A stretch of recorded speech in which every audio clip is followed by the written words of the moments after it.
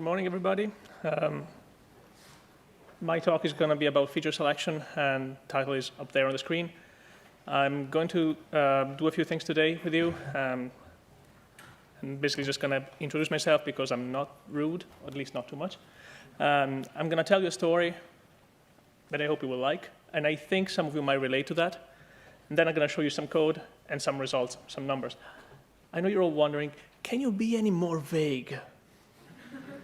I could have, but this would be enough for today. So first things first, a little bit about myself. There's a few things going on in my life. I am a physicist. I translated into a data scientist for some reason. I work with many different types of technologies that I'm very passionate about, and that wouldn't have fit on the slide, so I just added the first few ones. And I'm a ham radio operator. Does anybody here is one? 1, 2, 3, 4, great. I'm not alone, because I usually am. And there's a few things, but this can be summed up in the fact that I'm a generic nerd, so some of you might relate to that as well. And I want to tell you first a couple of things about the company I work for. The company is called Optum. It's right there in the bottom right-hand corner. Has anybody here heard of Optum?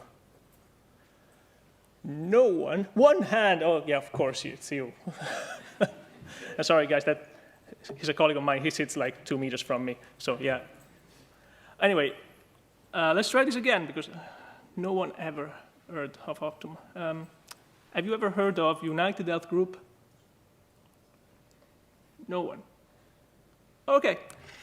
That's a good start. No one ever has, by the way, not in Europe at least. As Optum, we're part of United Health Group. It's a very big American corporation that works around healthcare and health services. It's actually quite a big company. We're talking about almost 300,000 people working for that. And this slide is actually a bit old because it's from last year. It says we're ranked 6th on the Fortune 500 list. That's not true anymore because we're 5th now. Yay, go us. So it's actually a pretty interesting company, and if anybody is interested in working with hardcore data science and cutting the edge in healthcare, we are hiring worldwide, so have a look. There's a couple of careers websites on both of those sites at the bottom of the slide. Anyway, back to us. The main purpose, as I mentioned earlier, is for me to tell you a story.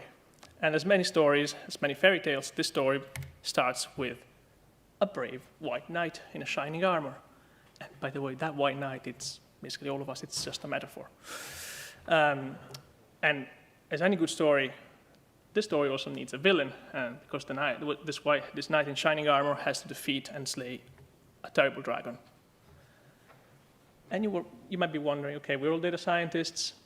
We don't really fight dragons usually. Well, again, it's a metaphorical dragon.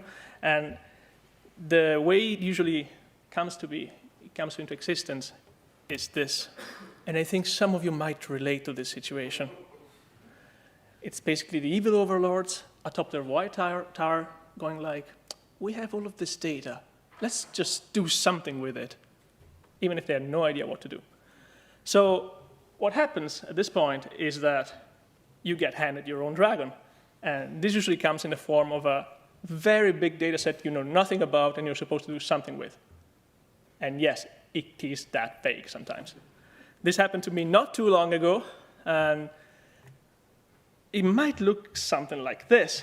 So you start a new project, and this video is not running. Yeah, start a new project. This happened. This actually happened.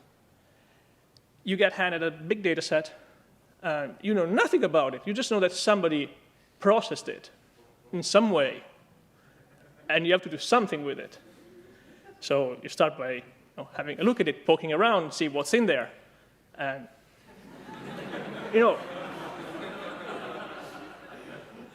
a few things like this might happen. You realize that the data set is huge and you have no idea what's in there. It has over 800 features. What are they?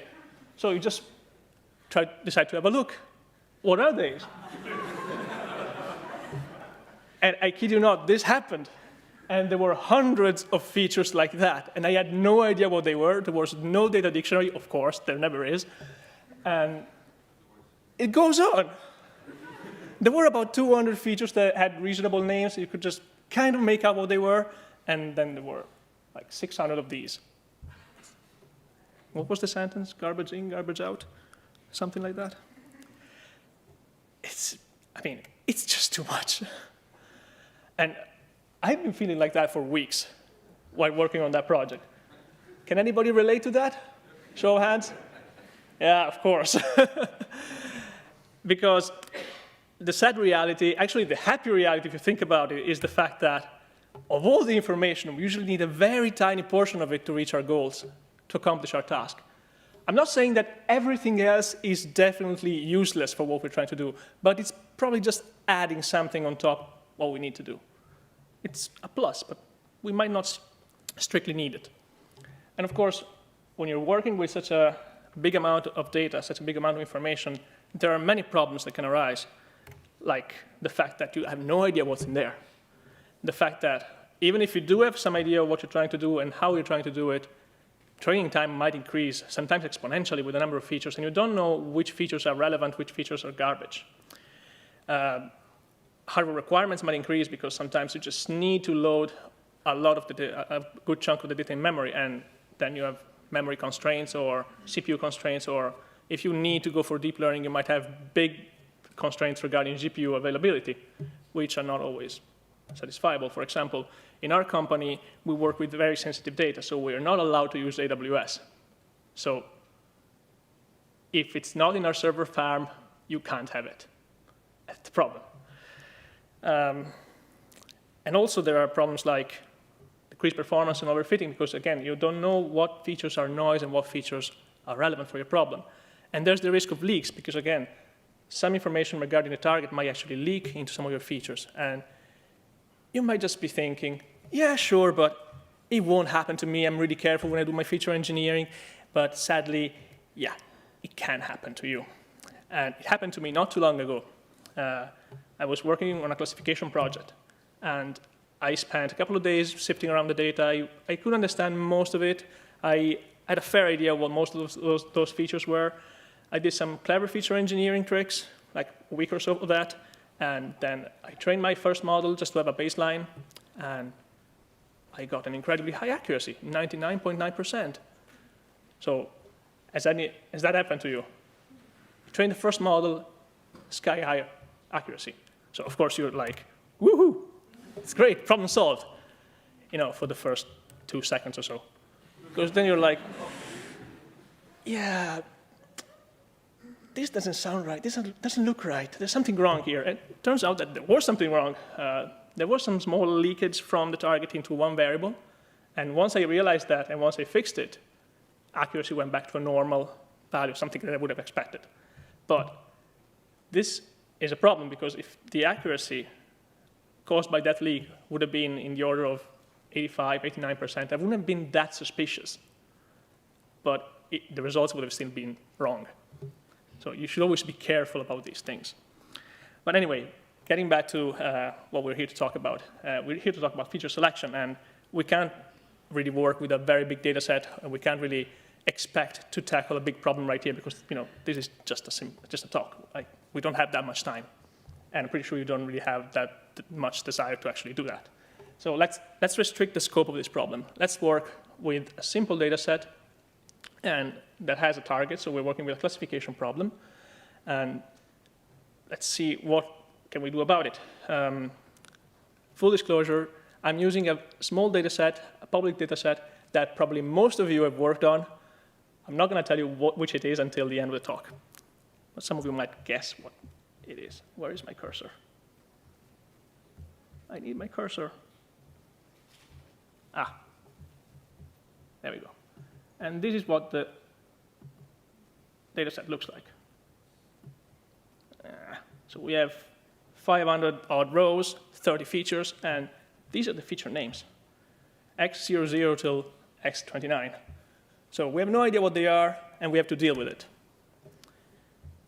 And this is a problem, because which features do we choose and how do we choose them? This is of critical importance, because different problems demand different types of solution. And we have to be really mindful of how we choose metrics, because sometimes we use techniques or metrics that are just not relevant or plain wrong for our type of problem. This is an example of it. Are you familiar with the Anscombe quartet? Are you familiar with correlation for choosing good metrics? I bet you are. So a lot of times, we just use correlation and see if a metric is correlated with a target. And if it is, OK, it's important, let's keep it. If it's not, yeah, maybe let's drop it. But this can be a bit deceiving. In the Anscombe quartet, these are 4 famous examples of data sets that have the same summary statistics. So these 4 pairs of x's and y's have the same mean, variance, standard deviation, and regression coefficient. So it's a problem because clearly in 2 of those cases the regression, the correlation exists. In the other cases, yeah, not so much. So you can't just use. There's no technique that fits all problems. And you might be familiar with there's no free lunch theorem. Sometimes lunches are actually very expensive, not just not free. And wherever you're working with this kind of elements for feature selection, always maintain a healthy dose of skepticism. That's never wrong. But then how can we perform feature selection then? Well, there are 3 main classes of algorithms that can do that for us. And namely, these are filter methods, wrapper methods, and embedded methods. And I'm going to tell you a little bit more about those in the next few slides. Filter methods are the simplest form of it. They usually basically perform univariate analysis between features and the target, or in the features itself. For example, a clear example of that would be a variance threshold. You don't consider all features that have less than X amount of variance. And this happens all the time to me. I always get handed data sets which contain at least 10% of features that just don't change, or that are all missing. They're clearly not really useful, at least not in the way they are. Some examples of this would be techniques like F-test, ANOVA, Granger causality if you're working with time series, LDA, techniques like that. Then there are wrapper methods. These are a bit more sophisticated, and the way they work is they train subsets of features, and they look for what features are useful. So for all subset of features, you train a model, usually classification or regression, and you determine which models perform the best. So this is a bit more sophisticated than the first type of algorithms, and it's a bit prone to overfitting because you don't really have fine control over what the features do, and over what the models do. And they have a big problem. You have to train a lot of models. So if you have a small data set, these are fine, but if you have a big data set, probably not a bad idea, not the best idea. And then, as I mentioned, there are embedded methods. These try to take the best of both those worlds, of filter and wrapper methods. And the way they work, they perform a classification or a regression, but they also have their own internal way of performing feature selection. A few examples of this would be, for example, decision trees or random forest, which basically use their own internal representation of the features to determine the best splits and to determine what features are useful. And these are quite good. They're less prone to overfitting, and they usually yield good results. And they perform their search using cross-validation, usually. All right, let's close this small parenthesis, and let's try and remember why we're here. Remember the knight in shining armor? I mean, come on, we have a dragon to defeat, so we have to slay that dragon. So, and the way we're going to fight this dragon is with code. I'm going to show you a toy example, let's say, on the data set I showed you earlier. We're going to perform a small feature selection exercise using an embedded system. Sorry, an ensemble system, because we want to make things a little more spicy, more complicated. Otherwise, anybody would be able to do that. Word of advice: this code is formatted for slides and presentations, so don't just take it and use it and expect it to get correct results. I'm omitting a few things. I actually have part of this code embedded in a personal library, but there's a lot of things I'm omitting here, like validation, error handling, and so on. So take inspiration by all means, but I would advise against using it as it is. So My requirements for this type of library were that it didn't need to be a free-for-all algorithm. It had to have some guidance as to what it was supposed to do. And it had to be extensible, so you should be able to just add new selectors to the ensemble algorithms and expect it to work. And there are a few ways we can actually combine the results in the end, because we're using different feature selection techniques, and then we combine the results. So we can actually add a weighing mechanism. For example, you might want the results from a specific algorithm to be evaluated as more important than others. And that's not here, but that was the idea. So let's have a look at the code, and let's start simple. We just need to start by importing the things we need. So these would be the building blocks of the class and of the selector. And we're going to use just 5 techniques for this one because it's enough for a demo. So we're going to use random forests, decision trees, and variance threshold in flavors for classification and regression, because we might want to work in both worlds. And they do work in a slightly different way, so it's a good idea to have them separate. And then we set up our class based on the type of problem we want to tackle. So we might have a regression problem, a classification problem, or a generic problem, like when we don't have any targets, and we have to still sort out all the garbage because we don't want to deal with that. In that case, we are probably better to, we're kind of doomed to use filter methods and see what features are just not relevant. Like in this case, I'm just using variance threshold, and which has to be used kind of carefully because that has meaning only if all the features are in the same scale, especially if you're using a hard sets threshold. But this library takes care of it in the background, so we're all good for that. Then we have to initialize our class. We need to know how many variables, how many features we want to get from each of those models. We want to know, we want to set a few thresholds, like the actual library that I'm using is actually able to compare train results, test results, compare the scores, and see if they differ by a certain amount of score. And if that happens, it raises a warning. Like if you get 90% accuracy in your training set and 20% accuracy in your test set, that's not a good sign. And you should really, review what you're doing. But again, we don't want to block results. We just want to be notified of that. Then we need to select all the models based on the analysis type. Like in this case, the analysis type keyword would identify regression, classification, other, or 2 of them anyway. And based on that, we select the models from those that are in our class. We instantiate them, and we put them somewhere safe. In this case, our somewhere safe is just alive estimators, so the ones that were chosen. By the way, if you have any questions about the code or about anything else, just raise your hand and ask. No? OK. We have our set of models in our internal object, and now we need to fit them on the data. And this is actually quite easy. We just go over all of them. We have the data, and we just fit them. Now, at this point, we have a set of models or techniques that are fitted that know about our data, and we can extract results from them. We can see what they consider as important in the data set. And the way it can be done, this is the way I did it. There's many other ways of doing it, but I basically select the relevant feature from the model itself.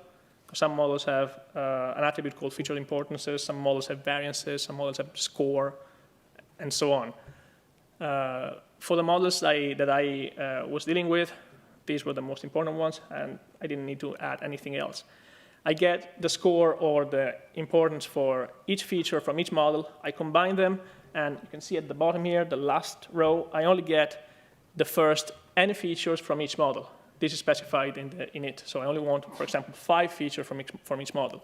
You will end up with more than 5 once you combine them, because there's no guarantee that all the results would be exactly the same set. Actually, that's quite a rare occurrence. And then we have to combine the results. And the way we combine the results is by having the models cast votes.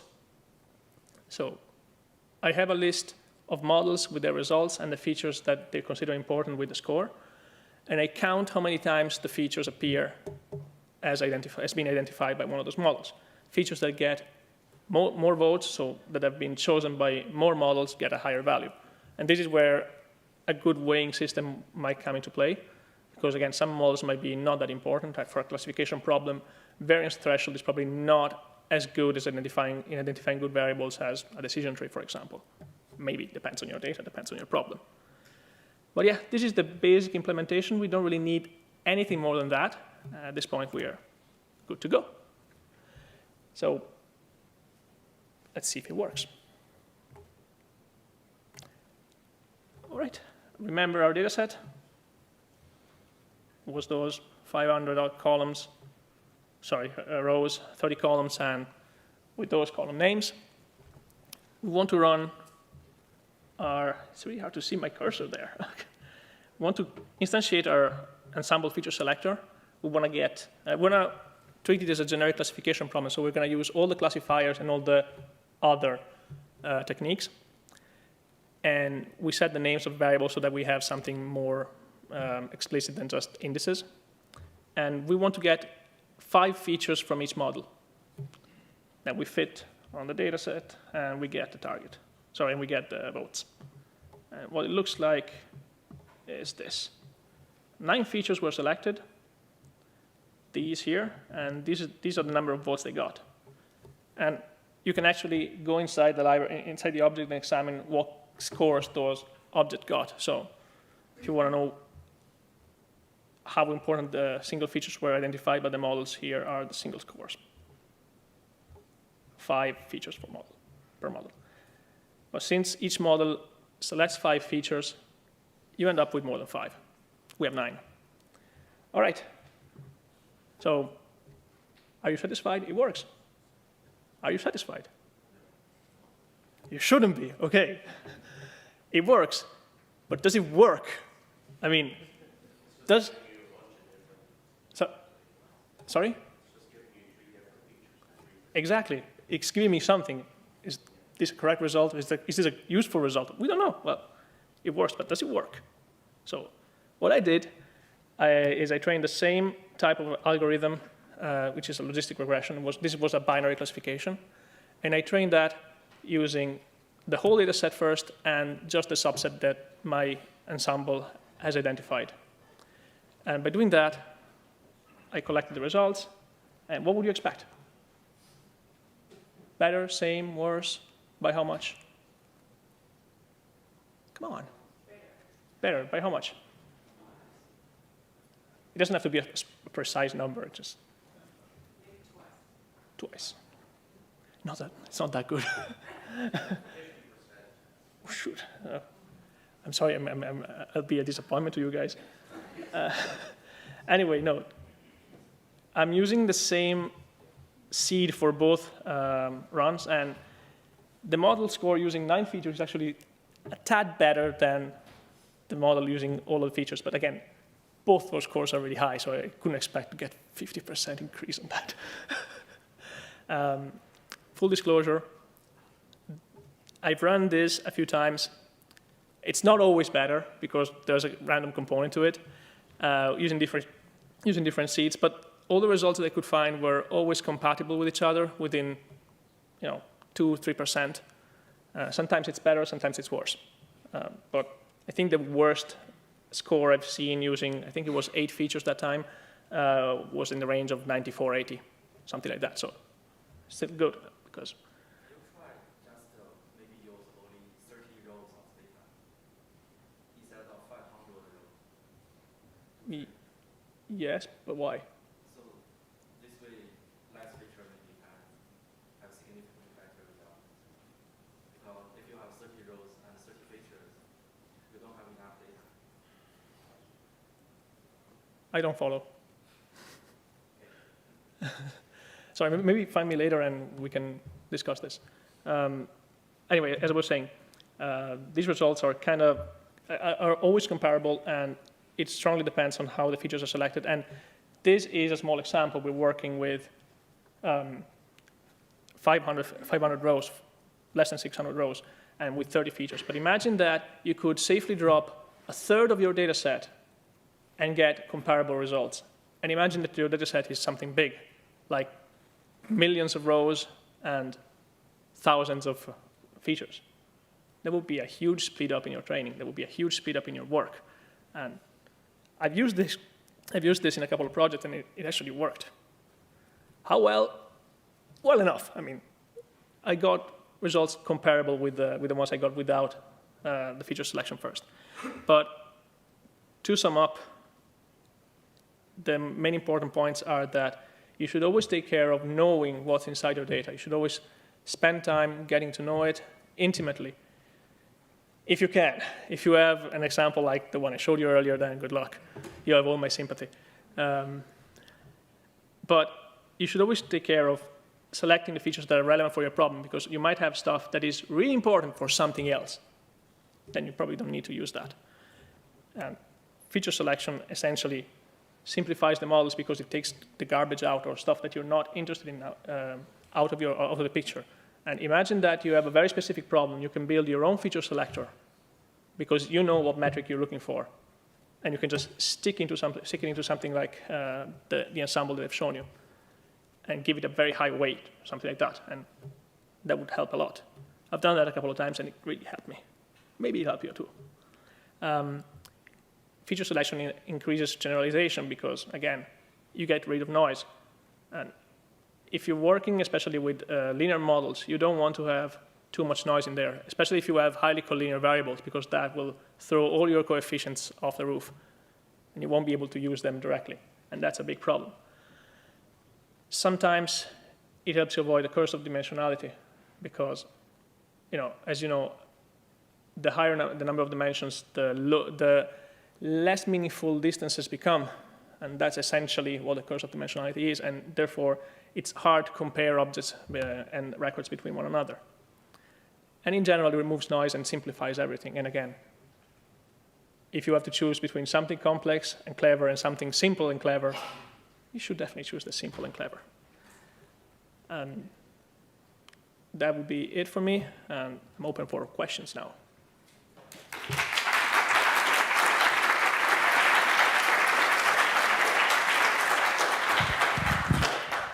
Thanks very much. Are there any questions? Yeah. Thank you for your talk. I'm also very interested in this kind of automated machine learning, where you don't have any clue about features. It's an interesting sport. But have you looked at papers like the data science machine or H2O that kind of try to do this automatic machine learning? I have, and personally, I prefer to work on features myself because at least I get to know the data. I mean, worst case scenario, I get to know what's in there, even if I don't really know what the feature represents. I don't trust automatic feature selection completely when it comes from the outside because I want to know what's going on under the hood. But that's one of my idiosyncrasies, so there's nothing wrong with that. Hi, thanks for the talks. Do you have any particular class of model in which you think that feature selection is really important as compared to other ones? I don't know, linear models and compared to random forests? So some models do perform feature selection within the implementation itself. Like if you're using random forest, you are performing feature selections before actually running the classification. That being said, some models are very sensitive to features, some models not so much. But I would say that going through the effort of doing that is a worthwhile investment of time because you get to know the data, and that's paramount in my opinion. This I agree, but do you think there are some particular class of models in which it's incredibly important to do feature selection? Depending on what you're trying to do, definitely for general linear models. That's one I always am very afraid to touch without having a fair understanding of the data.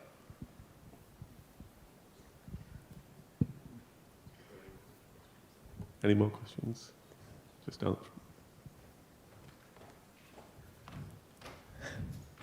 They're making you travel today. Yeah, right.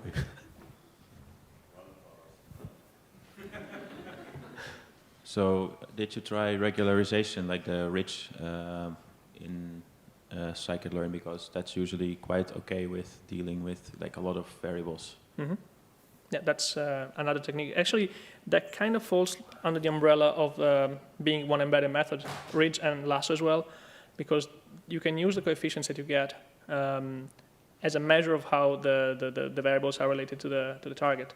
And yeah, I've done that, and it's a good technique. But again, there's no free lunch, so it might work very well on some type of data and be completely off on other. And which was the data set? Because I have my own pipeline, so I want to try, right? All right, so what do you think that data set was? It's a famous one. No? I work in healthcare. Diabetes. There you go. Anyone else? Can you just pass that?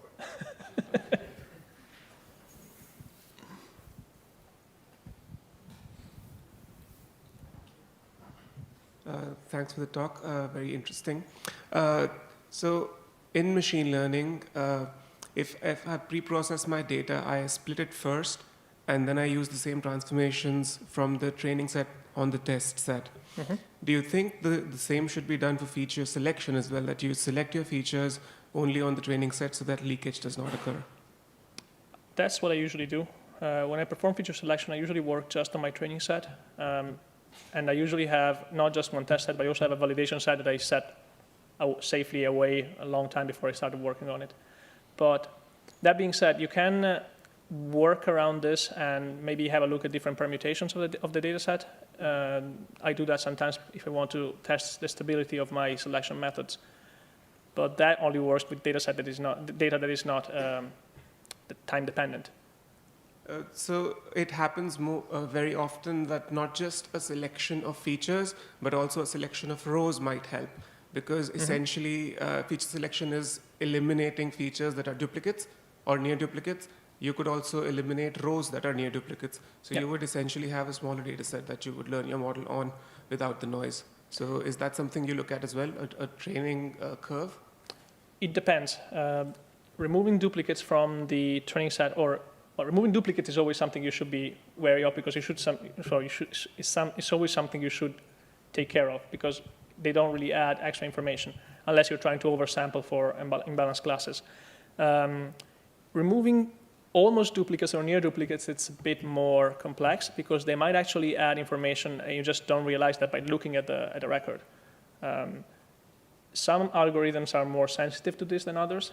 Like if you were using deep learning and you had a very deep neural network, and I would probably leave all near duplicates in, because they might have some nuances that you don't really see just by looking at it, but they might have some hidden dependencies. But if you're using, if you have 500 records and you're using a decision tree, you can safely remove duplicates. Just continue what I asked before. Like if you have so many features, but you have very limited data, like you have 800 features, but you only have 40 rows of data, and what kind of feature selection you can do with it? That's a very tough problem. I can't say I had to work in situations like that, so I don't know what I would do right now. But personally, I would definitely have a look because initially at the variance, because if I have very few rows and a lot of columns, there's bound to be, hopefully, a good chunk of those features that don't really vary too much. And I would probably start by eliminating those, and after that, you kind of have to play it by ear. Okay, thank you.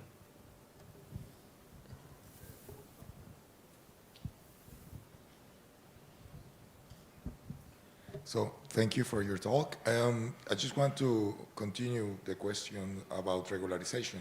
Did you compare that with the traditional lasso or like your findings? And did you use regularization, like lasso regularization in your linear models after doing this initial feature selection? So there are two things that I want to say about this. I have used lasso and ridge for feature selection in a technique like this during my work and my job.